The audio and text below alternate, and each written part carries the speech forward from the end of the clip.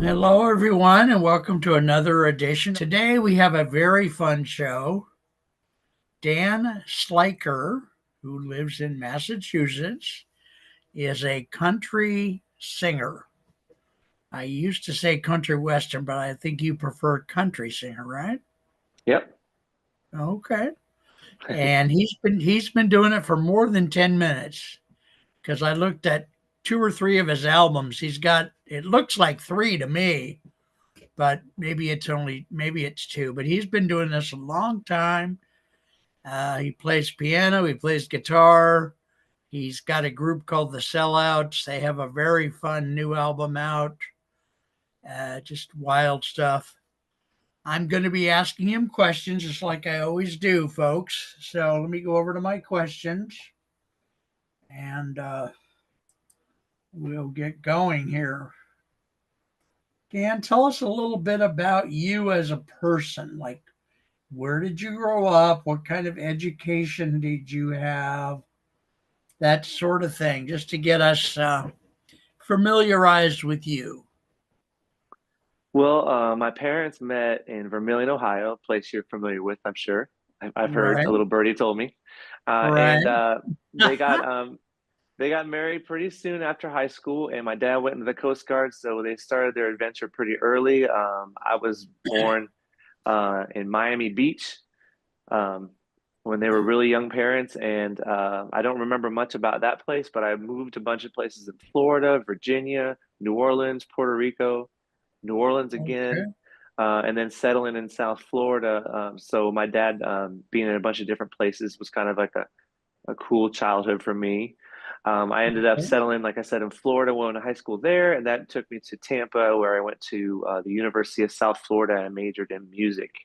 And then I changed to music education because one of my professors says you don't practice enough, and uh, maybe you want to think about going into like something like teaching because I've seen you with your okay. classmates and everything, and you seem like you have that good personality. So actually, I was a pretty good natural teacher, and I went into teaching. I taught in Florida schools for about 13 years.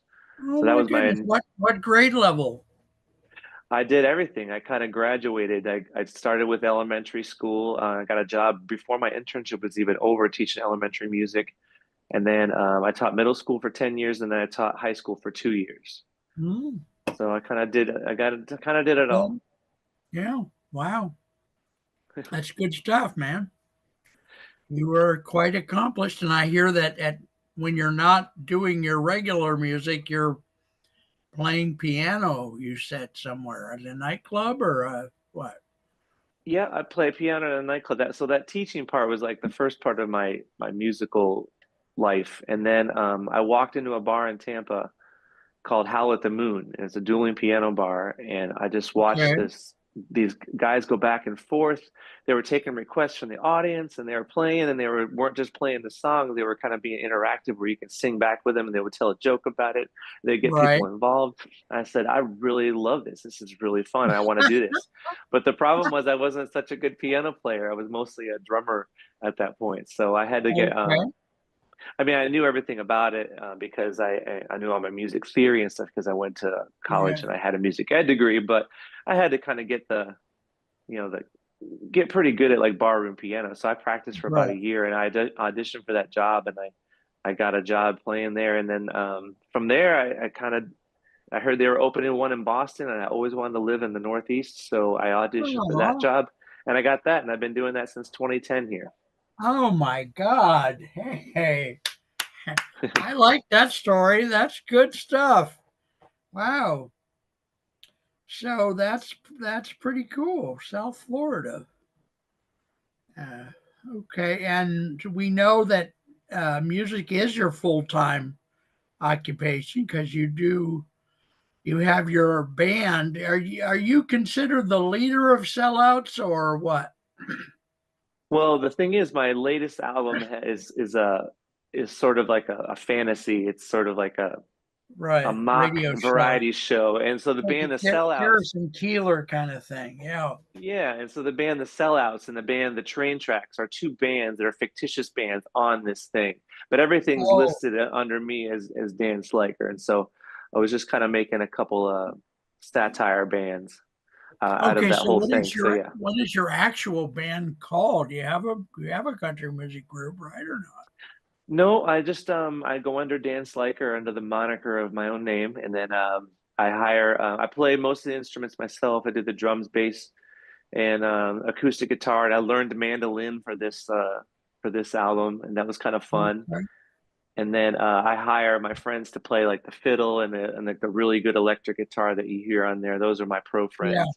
Okay. And my friend Okay. Joe Grady played upright bass on one song. So yeah, that's All kind of how I right. put it together. Yep.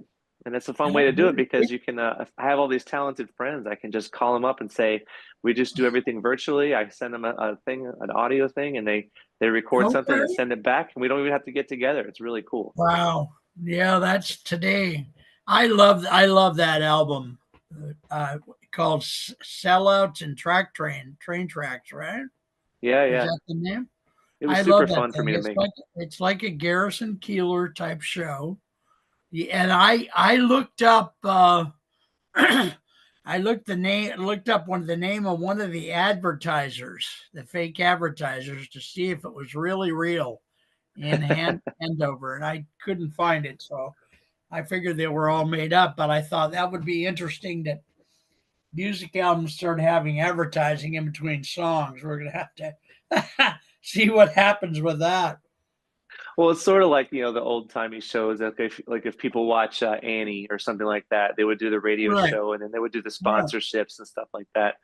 And I'd Yeah. always had these jokes about because there's an Andover near me, and there's also one in Kansas and one in Ohio. And I didn't want to reveal which Andover, kind of make it like Springfield, like on The Simpsons. You don't know which Springfield Right. it is, Right. um, but I always made like a joke. Wouldn't it be funny if there was a karate place called Andover Fist and Yes. an aerial Yeah. photographer place called Over Andover, and Right. if there was an attorney named Andover and Andover, and I was just these things pop into my head, and so like I was like, well, let me work this into the thing. I need some material for this show. So And that guy, whoever played the MC guy, you did something very interesting, which you had him be more critical of you and your quote unquote band hmm than I would have suspected. That was an interesting writing choice.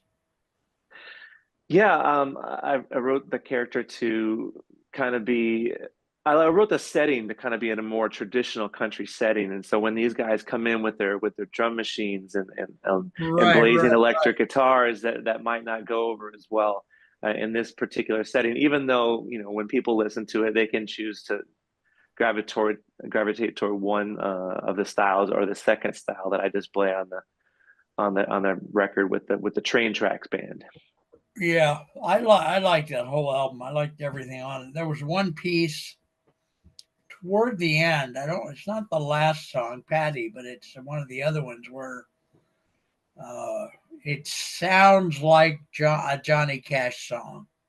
Yeah, yeah. So that was Two or called three Johnny songs. Cash Tattoo, right? Yeah. It's about a dude who gets a Oh, Johnny Cash tattoo and it gives him all this confidence and whatever. And oh, so I had, I didn't read the title on that one. I didn't realize, but just to me, to my ear, it sounded like it because I grew up around country music, and yeah, I so wanted to make it we sound like that. That was just like a fitting sound. It has like a dedication to Johnny.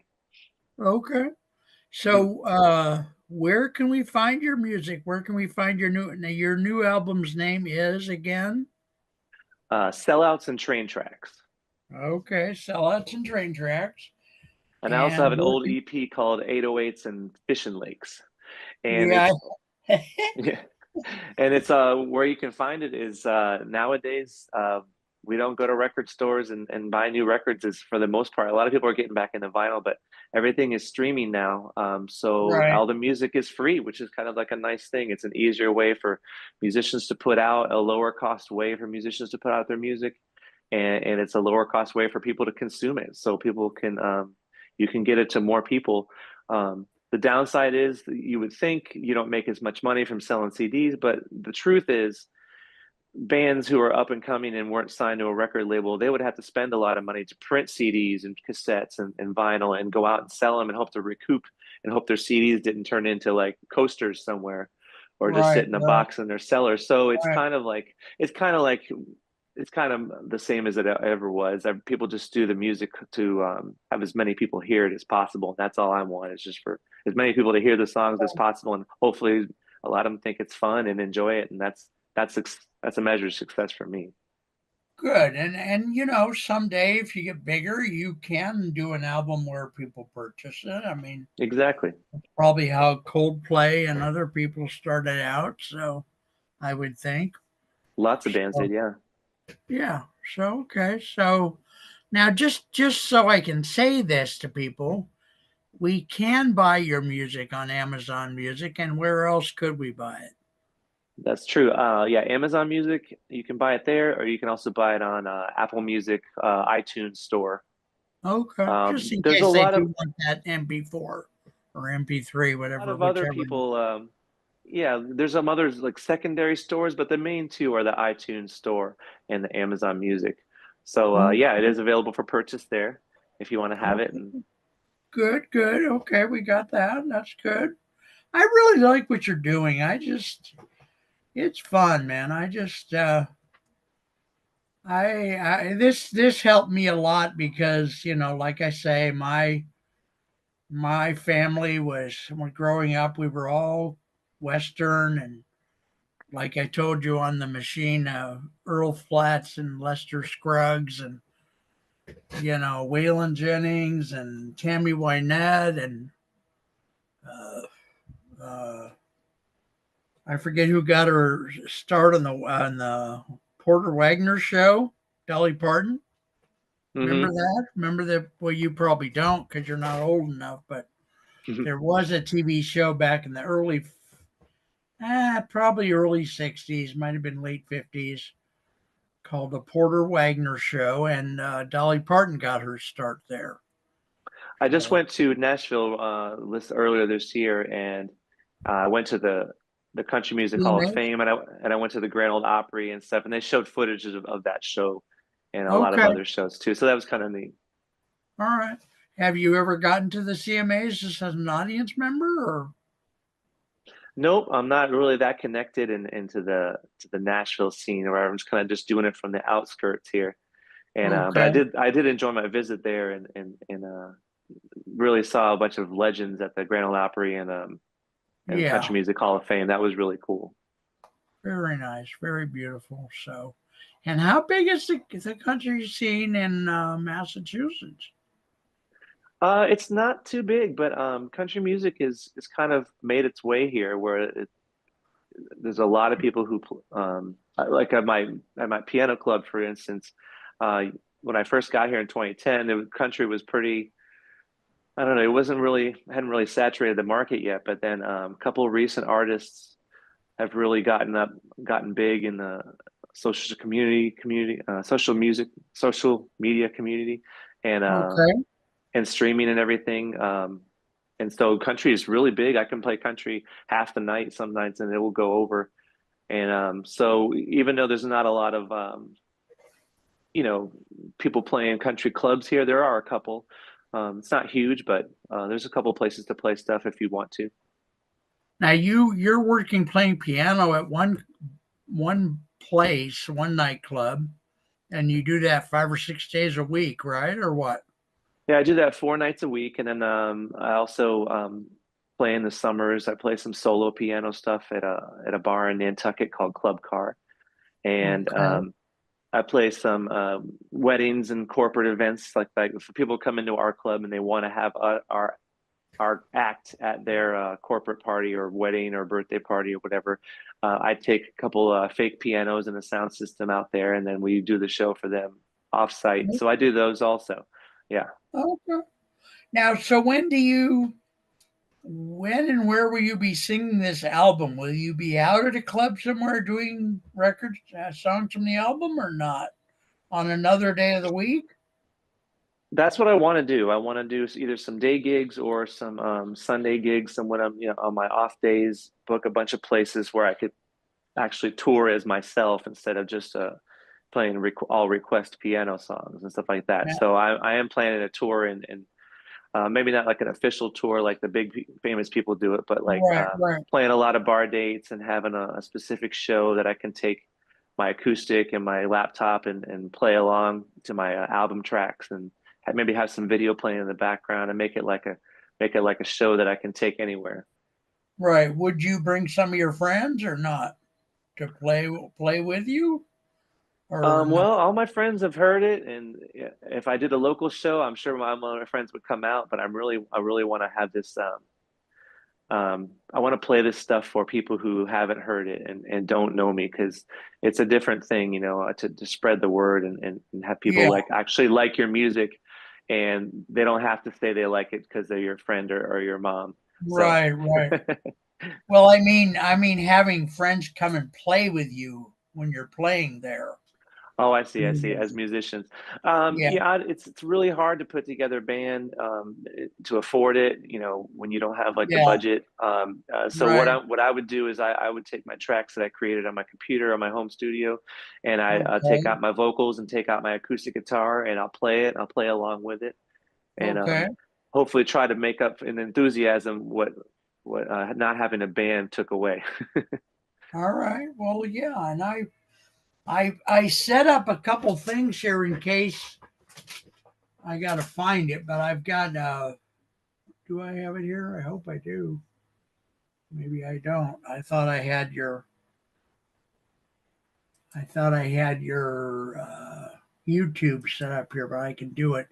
Would you like me to play a song or part of a song from your new album?